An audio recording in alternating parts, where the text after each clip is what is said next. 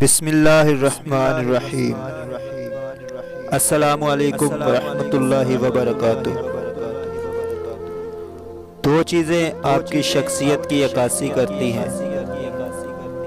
एक आपका सब्र, जब आपके पास कुछ ना हो, और दूसरा आपका बर्ताव, जब आपके पास सब कुछ हो। जिंदगी बहुत मुख्तसर है, समझ आते आते गुजर जाती है।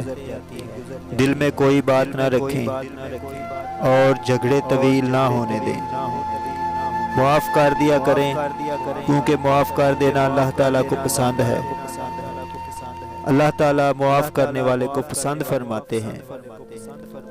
अगर ताल्लुक़ में अदाकारी नहीं बल्कि वफादारी का मामला रखा जाए तो हर रिश्ता बहुत अनमोल हो जाएगा।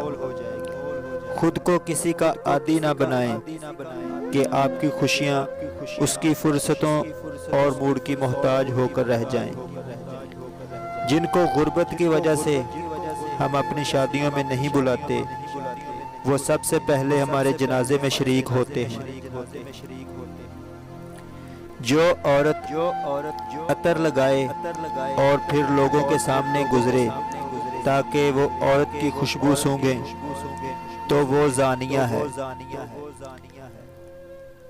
नेकों की सोहबत नेक काम से बेहतर है और बुरे लोगों की सोहबत बदी करने से बदतर है।